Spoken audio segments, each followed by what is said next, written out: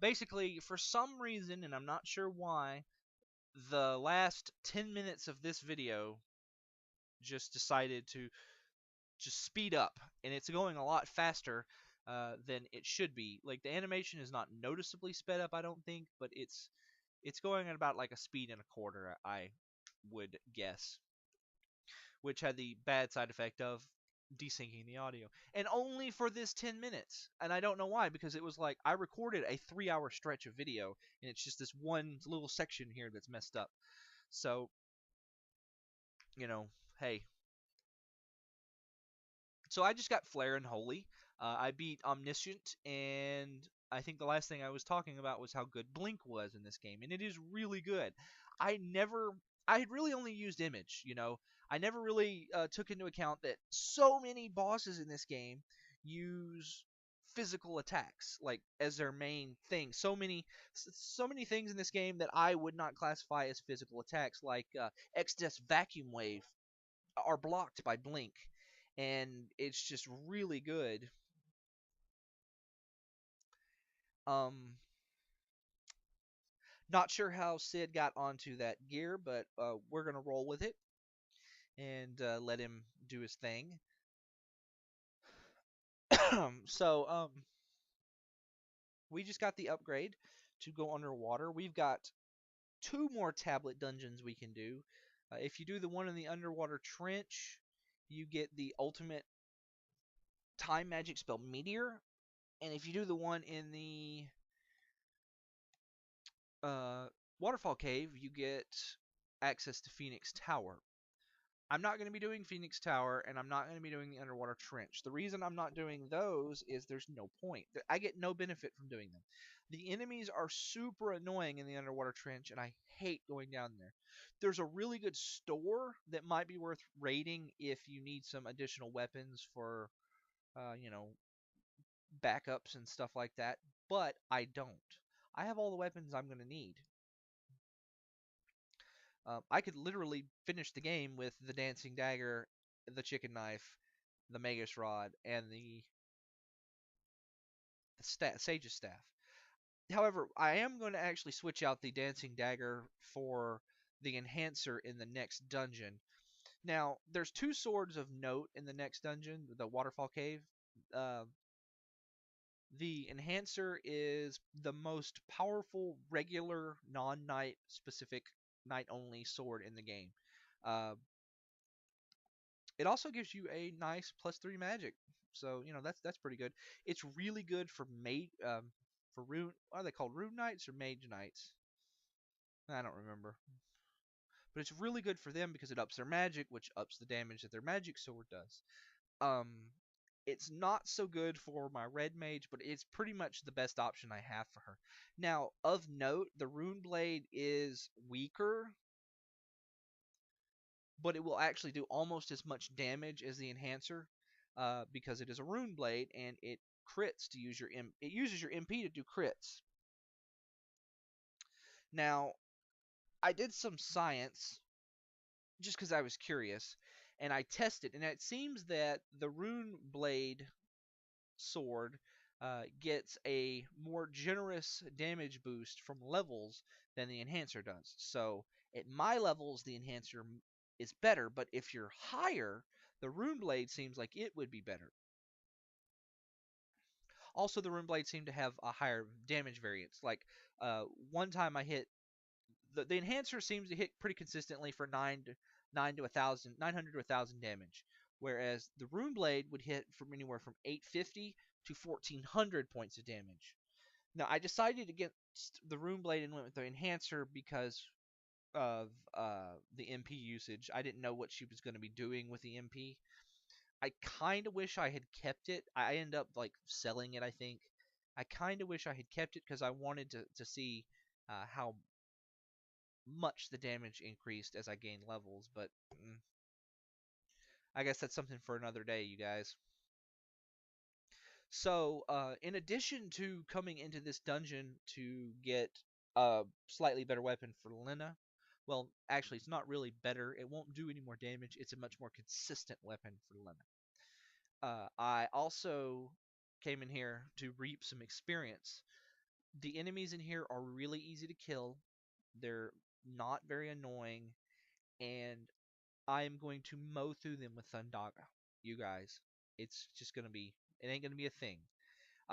There's a few. There's like one tricky enemy in here, but I'm not worried about her because I have Holy.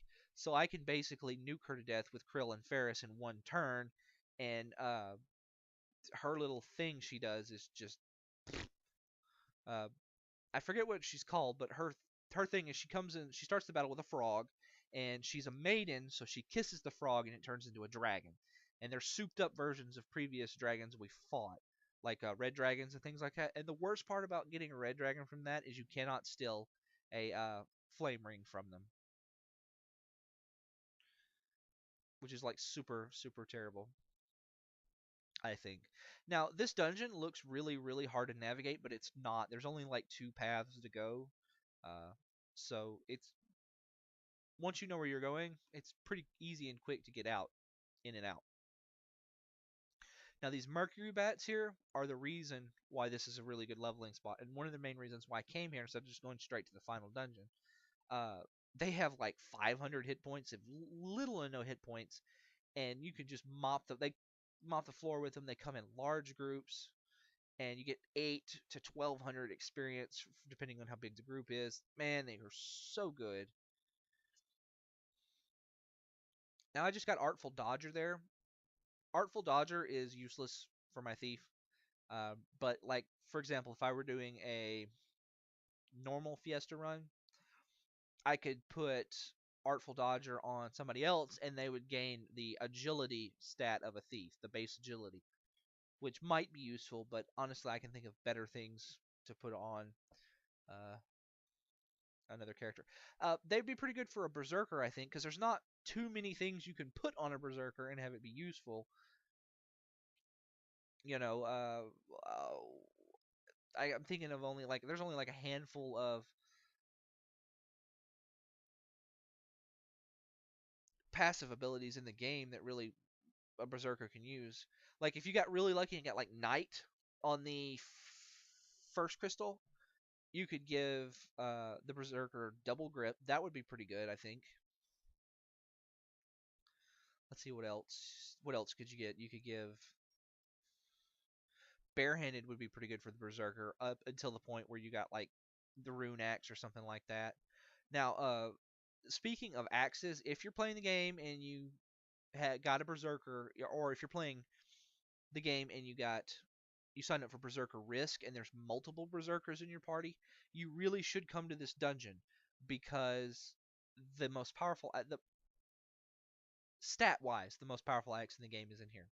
The rune axe you get from the Seal Castle is better. Alchemilia, that's the frog lady. But the rune axe you get from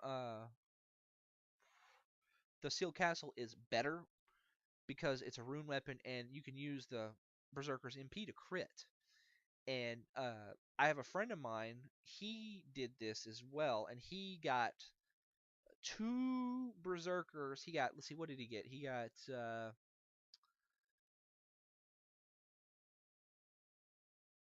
Thief, Berserker.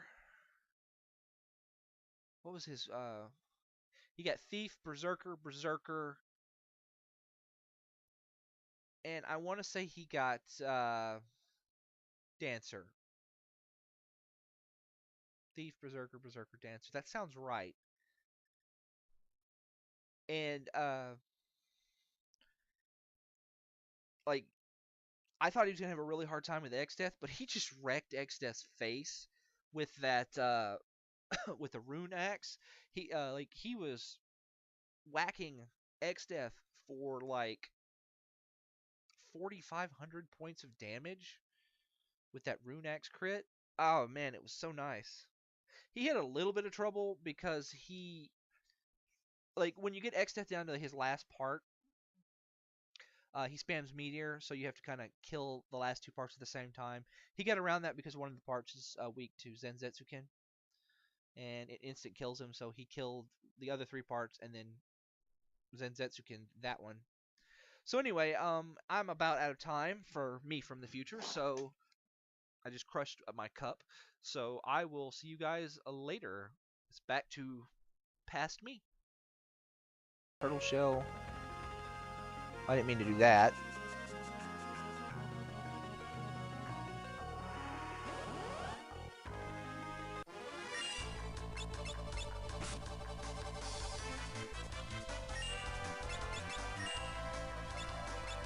Holy and Thundara. Holy's probably the best spell in the game to double cast, honestly. I'm really, really upset. Like, there should have been another one after double cast, in my opinion, that I don't know, maybe have cost another 400 or 500 AP after double cast. That gives the red mages access to Holy and Flare.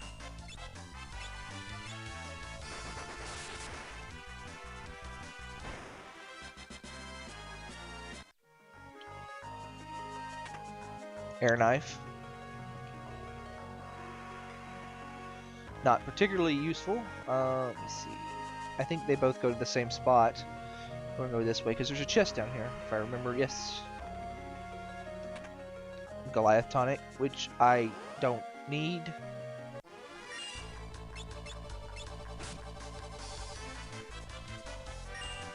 Guess I'll just attack the frog. Now the shtick with this fight is that Alchemilia will excuse me.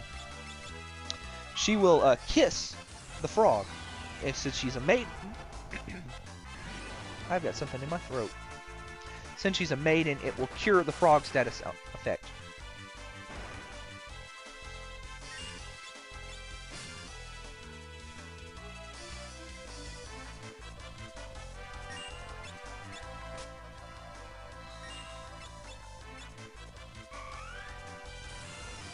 Hoping to get lucky with that Assassin's Dagger. The Assassin's Dagger is actually most useful in a ninja, I think.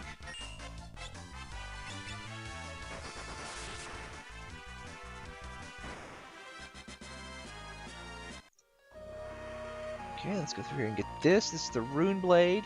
The Rune Blade is... I'm going to put the Rune Blade on, just so I can show you what it does.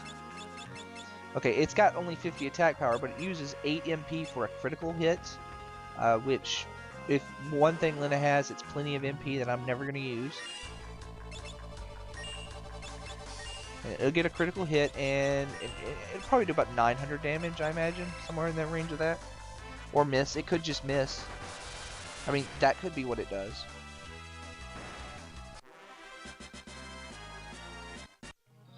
That's my favorite fight in this place. Oh, it's so good.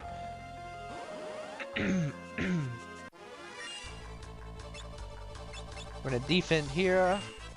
We're going to attack here so I can show you that freaking Rune Blade. And Thundaga.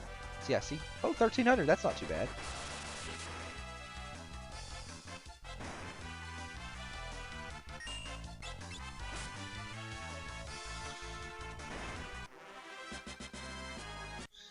I need to get into a fight. Oh, man, excuse me. There's another sword in here that's got like 100 and something attack power. It's called the Enhancer. Let's see. Let's try it out on this frog.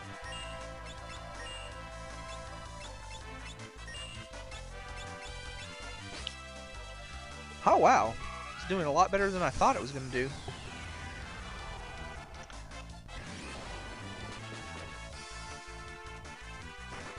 See, I'm doing the math in my head, like, because I looked up the Rune Blade and all that, and I'm thinking, okay, which one of these will be more useful? The Rune Blade, the Enhancer, or maybe just leave her on the Dancing Dagger. Because the Dancing Dagger also raises her